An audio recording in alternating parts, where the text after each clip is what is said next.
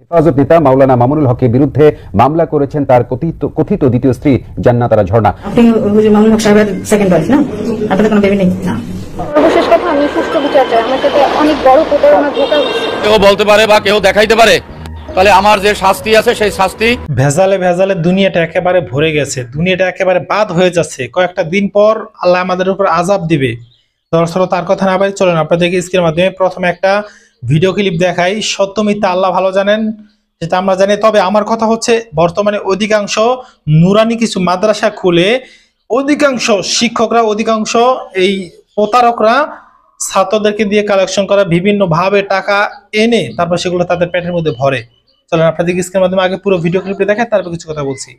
এতিম শিশুদের দিয়ে করানো হচ্ছে ভিক্ষাবৃত্তি। গত 10 এপ্রিল খাবারের জন্য হাত পাচ্ছে এতিম শিশুরা শীর্ষক শিরোনামে ডিবিসি নিউজে একটি মানবিক প্রতিবেদন প্রচারিত হয়। দর্শকরা যেন সহজেই কর্তৃপক্ষের সাথে যোগাযোগ করতে পারেন সে লক্ষ্যে সেই প্রতিবেদনের নিচে কমেন্ট বক্সে জুড়ে দেয়া হয় বরিশালের রহমানিয়া হাফেজিয়া মাদ্রাসা ও এতিমখানার পরিচালক মুফতি নুরুল ইসলাম ফিরোজীর মোবাইল নম্বর। এতিম শিশুদের মুখের দিকে চেয়ে বা তারা যেন দুবেলা পেট পুরে খেতে পারে, এসব মানবিক বিষয় বিবেচনায় তাদের অর্থ সহায়তা দিতে প্রতিষ্ঠানটির পরিচালক নুরুল ইসলাম ফিরোজীর সাথে মোবাইলে যোগাযোগ করেন অনেকে। দেশ বিদেশ থেকে বিপুল পরিমাণ আর্থিক সহায়তা আসতে শুরু করে সেই পরিচালকের দেয়া বিকাশ ও নগদ অ্যাকাউন্টে। আমাদের বড় ভাইরা যায়, বাইরে যাই বলে আসসালামু আলাইকুম আন্টি, আমাকে মাদ্রাসায় চাল নয়। সংবাদ প্রচারের পরে 2-3 জন লোক আসছিল, একজন 1 বস্তা চাল দিয়ে গেছে, আর একজনে কিছু টাকা দিয়ে গেছে, আর একজনে কিছু বাজার দিয়ে গেছে। তারা বলছে যে হুজুর আমরা প্রতি মাসে যা পারি আপনার মাদ্রাসায় সহযোগিতা করব, যেহেতু এখানে ছাত্ররা তো খাবারের কোনো টাকা দিতে পারে না। কিন্তু প্রতিবেদন প্রচারের রাতেই প্রবাস থেকে প্রতি মাসে অনুদান পাঠানো দাতার এক স্বজন প্রতিবেদককে এই প্রতিবেদনটির কিছু অসঙ্গতি সম্পর্কে অবহিত করেন। এতিমখানাটির অসহায় ও দুস্থ শিশুদের জন্য সুদূর মার্কিন যুক্তরাষ্ট্র থেকে প্রতি মাসে আনুমানিক 60 থেকে 65 হাজার টাকা পাঠান তার বোন সোনিয়া সৈয়দা ও ভগ্নিপতি মিরাজ ভুইয়া। সাকিব নামের সেই যুবকের প্রশ্ন, তবুও কেন ছোট ছোট শিশুদের খাবারের জন্য পথে নামতে হয়?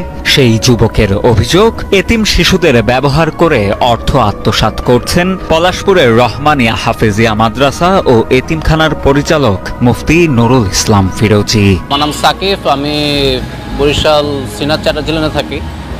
তো আমার বড় বোন ইউএসএতে থাকে, সৈয়দা সোনিয়া, আর আমার বোনের হাজব্যান্ড হচ্ছে মিরাজ ভুইয়া। তো ওর রেস্টুরেন্টের বিজনেস, তো ওইখানে দেখা গেছে যে যেসব টিপসগুলো আসে ওগুলো ও কী করে, জাস্ট বাংলাদেশে ডোনেশনগুলো পাঠায় দেয়। সে একবার আমার কাছে বাজার করার লাস্টে সে আমার কাছে রিসিপ্ট নিছে। আপনি রিসিপ্ট কেন নেবেন? বোন ও দুলাভাইয়ের টাকায় সশরীরে উপস্থিত হয়ে সময়ে সময়ে মাদ্রাসার পরিচালক ও শিক্ষকদের হাতে অনুদান তুলে দিতেন সাকিব নামের সেই যুবক। কাঁচাবাজার বা পণ্য সামগ্রী ছাড়াও প্রতি মাসে নগদ অর্থ সহায়তা দেয়া হয় বলেও জানান তিনি। তার মোবাইলে ধারণকৃত বেশ কিছু ভিডিও ফুটেজে দেখা যায় গুনে গুনে টাকা বুঝে নিচ্ছেন অভিযুক্ত সেই মাদ্রাসা পরিচালক। 3, 4, 5, 6, 7, 8। ঈদের সময় আমরা বাজারটা দিয়ে আসছি, আমি চাল দিয়ে আসছি, রমজান মাসে মুড়ি কিনে দিয়ে আসছি, বাজার দিয়ে আসছি, এবং প্রতিটা পার্সনের জন্য পাঞ্জাবি টাকা দিয়ে আসছি। এবং আমি তাদেরকে জিজ্ঞেস করছি যে পাঞ্জাবি করতে কত টাকা লাগে, তখন তারা একজন হুজুর বলছে 1000 টাকা, যে ছোট হুজুর। তো পরবর্তীতে যেদিন আমি টাকা নিয়ে গেছি তার পরের দিন আমি টাকা নিয়ে গেছি যে বাকি টাকাটা দিয়ে আসি পাঞ্জাবি করুক, তখন বড় হুজুর বলতেছে 1200 টাকা। তো আমি বলছি ওই হুজুর বললো তো 1000 টাকা, আপনি বলছেন 1200 টাকা। এমন অভিযোগের পর 11 এপ্রিল সেই মাদ্রাসা ও এতিমখানায় সরজমিনে গিয়ে দেখা যায় এত অনুদান পাওয়ার পরও শিশুদের জন্য রান্না করা হয়েছে মাত্র 5 কেজি গরুর মাংস। প্রতিবেদন প্রচারের পর কত টাকা অনুদান পেয়েছেন জানতে চাইলে মাদ্রাসার পরিচালক নুরুল ইসলাম ফিরোজী জানান, মোট 2.5 লাখ টাকার মতো আর্থিক অনুদান পেয়েছেন তিনি। কিন্তু মোবাইলে সেসব লেনদেনের তথ্য দেখতে চাইলে সামনে আসে পরিচালকের দেয়া তথ্যের সাথে অনুদানের পরিমাণের অসঙ্গতির বিষয়টি। এক পর্যায়ে তার বিকাশ অ্যাকাউন্টের ব্যালেন্স অনুসন্ধান করে প্রায় 3,11,000 টাকা পাওয়া যায় এবং নগদ অ্যাকাউন্টে পাওয়া যায় প্রায় 58,000 টাকা। সব মিলিয়ে অনুদানের পরিমাণ দাঁড়ায় প্রায় 3,70,000 টাকার মতো।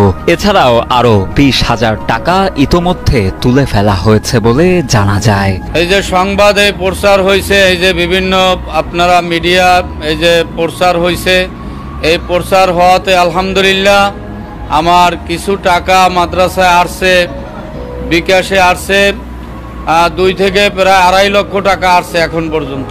পরিচালকের ভাষ্য অনুযায়ী প্রতিষ্ঠানটির মোট শিক্ষার্থীর সংখ্যা 63 জন হলেও প্রকৃত শিক্ষার্থীর সংখ্যা আরো কম। অভিযোগ রয়েছে সাংবাদিক বা ক্যামেরা দেখলেই বাড়তি শিক্ষার্থী দেখানোর জন্য পার্শ্ববর্তী মাদ্রাসা থেকে এতিম বা দরিদ্র শিশুদের কিছু সময়ের জন্য ভাড়া করে আনেন তিনি।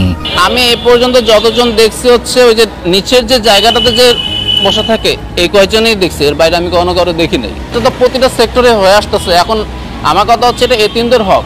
এছাড়াও মাদ্রাসাকে সম্পূর্ণ পারিবারিক সম্পত্তিতে রূপ দিয়েছেন নুরুল ইসলাম ফিরোজী। মাদ্রাসায় শিক্ষকদের মধ্যে 3 জনই রয়েছেন তার নিজ পুত্র, যারা 5ম শ্রেণী পাশ হলেও প্রতিষ্ঠানটিতে পাঠদান করাচ্ছেন 2য় ও 3য় শ্রেণীর শিশুদের। জেনারেল লাইনে 5 তামাক পড়ছিলাম। হুজুর যখন না থাকে তখন আমি পড়াই, আর বাদ বাকি আর কি নামাজ পড়ানো হয় আর খানা দানার আর কি এই আর কি খাদেম পোস্টে আর কি। তবে তার বিরুদ্ধে আনিত সকল অভিযোগ অস্বীকার করেন অভিযুক্ত নুরুল ইসলাম ফিরোজী। তার ভাষ্য, প্রতি মাসে তার মাদ্রাসা ও এতিমখানায় সর্বোচ্চ অনুদান আসে 30,000 টাকা। এভাবে 60,000 টাকা দেখিয়ে দীর্ঘদিন ধরে ধর্ষণের অভিযোগে হেফাজত নেতা মাওলানা মামুনুল হকের বিরুদ্ধে মামলা করেছেন তার কথিত দ্বিতীয় স্ত্রী জান্নাতারা ঝর্ণা। রিসোর্ট কাণ্ডের 27 দিন পর শুক্রবার সকালে নারায়ণগঞ্জের সোনারগাঁও থানায় মামলাটি করেন তিনি। অনেকদিন ধরেই মামুনুল তার সরলতার সুযোগ নিয়ে আসছিলেন বলে অভিযোগ ঝর্ণার।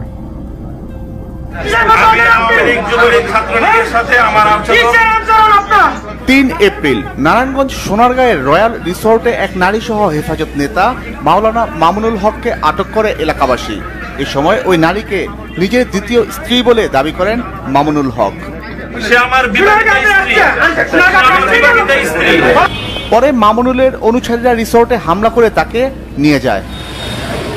ঘটনার 27 দিনের মাথায় ওই নারী জান্নাতারা ঝর্ণা মামুনুলের বিরুদ্ধে মামলা করেন সোনারগাঁও থানায়। অভিযোগে তিনি বলেন, বিয়ের প্রলোভন ও অসহায়ত্বের সুযোগ নিয়ে মামুনুল তার সঙ্গে সম্পর্ক করেছেন। 2018 সাল থেকে ঘোরাঘুরির কথা বলে মামুনুল বিভিন্ন হোটেল ও রিসোর্টে নিয়ে যেতেন তাকে। কৌশলে স্বামীর সঙ্গে বিচ্ছেদ ঘটিয়ে মামুনুল তাকে খুলনা থেকে ঢাকায় এনে একটি বাসায় সাবলেটে রাখেন। সব খরচ মামুনুলই দিচ্ছিলেন। রয়্যাল রিসোর্ট ঘটনার পর মামুনুল তাকে নিজের বাসায় ফিরতে না দিয়ে পরিচিত একজনের বাসায় আটকে রাখেন। পরে তার বাবা অলিয়ার রহমানের জিডির প্রেক্ষিতে ডিবি তাকে উদ্ধার করে। পরিবার ও আত্মীয় স্বজনের সঙ্গে পরামর্শ করে থানায় অভিযোগ দায়ের করেন ঝর্ণা। উনি আমার সরলতার সুযোগে আমার সাথে অনেকদিন যাবত প্রতারণা চালাই গেছে। আমি রাস্তার কাছে সুস্থ বিচার চাই। সর্বশেষ কথা, আমি সুস্থ বিচার। ভিডিও ক্লিপটি দেখলেন এবং এই যে শিক্ষকের বিরুদ্ধে যে কথাগুলো বলা হলো সেগুলো শুনতে পারলেন। একটা জিনিসই ভাই, এই যে শিক্ষক প্রথম যে একটা ভিডিও দেখেছিলাম, ডিবিসি নিউজ সম্ভবত নিউজ করেছিল, সেই ভিডিওতে আমরা দেখেছি যে 10-12 জন ছাত্র না খেয়ে শুয়ে আছে, আর তাদের মানে আগামীকাল যে কি খাবে সেই ব্যবস্থা তাদের কাছে নাকি ছিল না। তো এই ভিডিওর যখন প্রকাশ হয় তখন নাকি বিভিন্ন বাইরে থেকে টাকা আসে, 60,000 টাকা, কেউ 30,000 টাকা দিচ্ছে, কেউ চাল কিনে দিছে, কেউ তেল কিনে ডাল কিনে দিচ্ছে, এরকম শুনতে পারলাম। তো আমার কথা হচ্ছে, এই যে কিছু মানুষ বলতেছে এখন ব্যাংকের মধ্যে টাকা রাখছে, আর ভাইরে একজন দিচ্ছে 60,000 টাকা, আরেকজন দিচ্ছে 30,000 টাকা। এই একটা মানুষের খেতে দৈনিক কত টাকা খরচ হয় সেটা আপনি আগে বলেন। এরপরে একজন তার মাদ্রাসার একজন না, অন্তত না একজন বাবুর্চি আছে, একজন স্টাফ আছে, 3-4 জন শিক্ষক আছে, 15-20 জন ছাত্র আছে, অন্তত না হলে মাস গেলে কমপক্ষে 30,000 টাকা খরচ আছে। তো 30,000 টাকা খরচ যদি থাকে, তাহলে এই যে 60,000 টাকা একজন দিয়েছে, দিয়ে যে এইরকম বদনাম, মানে ব্যাংকের মধ্যে টাকা ফালাই দিচ্ছে, মানে এই যে কথাগুলো যে উঠলো, কেন উঠলো? কিন্তু আমার কথা হচ্ছে, আমি তার সাফাই গাচ্ছি না, তো বর্তমানে অধিকাংশ কিছু যারা আছে, যারা কিনা হালকা কিছু কোন রকম একটা মাদ্রাসা খুললেই তারপর মানে ব্যবসা শুরু করে, এরকম বহু প্রতিষ্ঠান আছে বর্তমানে, সেগুলো নাই বলি, কিন্তু এগুলো করা আমি মনে করি কোনোভাবে ঠিক না। আর ভাই, মাদ্রাসা নামে যেগুলো আসলে প্রকৃতভাবে মাদ্রাসা, যেগুলো দিয়ে আসলে না করলে চলেই না, আল্লাহর জন্য খোলে, সেই সমস্ত মাদ্রাসাগুলো পরবর্তী মানুষের কাছে ধোঁকাবাজ হিসাবে পরিচিত হয়ে যায়, আমি আপনাদেরকে অনুরোধ করে বলবো এই বদমাইশি ফাজলামি এগুলো করেন না, আল্লাহর রাস্তায় করেন না, বাদ দিয়েন। আল্লাহ।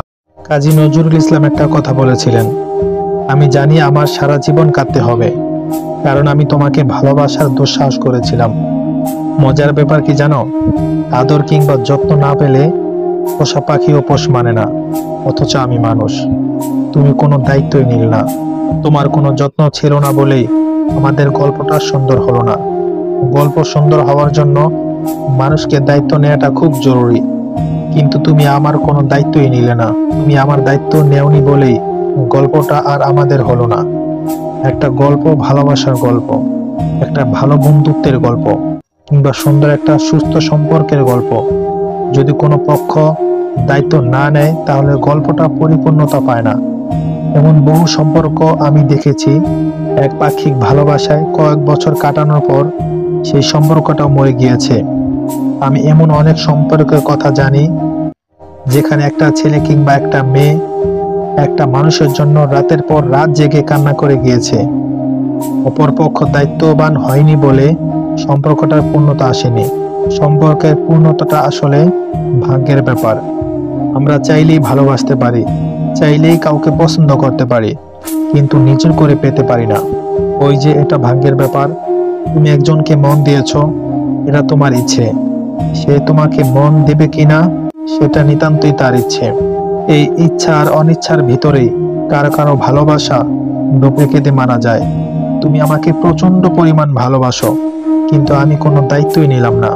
তুমি আমাকে ভীষণ পছন্দ করো, সে ব্যাপারে আমার কোনো ভ্রুক্ষেপও নেই, তাহলে সেই সম্পর্কে কোনো পূর্ণতা কিংবা ভবিষ্যৎ নেই। একটা সম্পর্কের ভবিষ্যৎ বানানোর জন্য নিজেদের দায়িত্ববান হওয়াটা খুব জরুরি।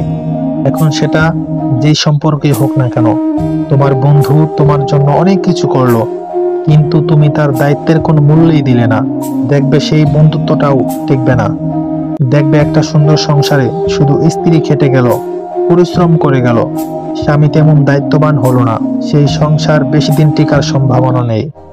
কিংবা একজনকে ভালোবাসো, সেই মানুষটা যদি তোমাকে গুরুত্ব না দেয়, তোমার ভালোবাসার দায়িত্ব না নেয়, তাহলে দেখবে সেই সম্পর্কটা একটা সময় এমনিতেই ভেঙে গেছে। আসলে মানুষ সব সময় আঁকড়ে ধরে থাকতে চায় গুরুত্বপূর্ণ জায়গায়, কিংবা সে যে জায়গায় গুরুত্ব পায়। তুমি একজন মানুষকে গুরুত্ব দিলে দেখবে সে মানুষটা একটু কষ্ট করে হলেও তোমার সাথে থেকে গেছে।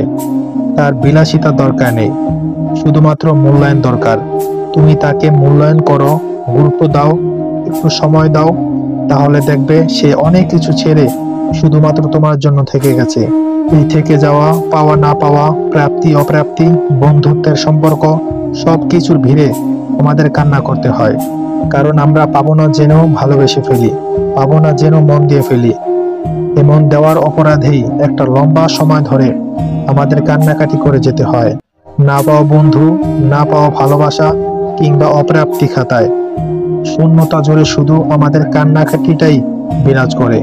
এর ভিতরে আমরা মানুষ বেঁচে থাকি।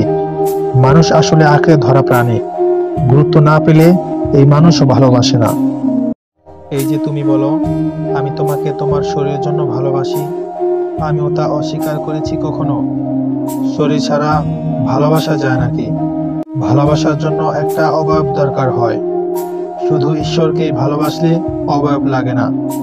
যেহেতু তুমি ঈশ্বর নও, সেহেতু তোমাকে ভালোবাসতে আমার শরীর প্রয়োজন হয়। তবে আমি তোমার শরীরের জন্য ভালোবাসি না, ভালোবাসি বলেই শরীর চাই।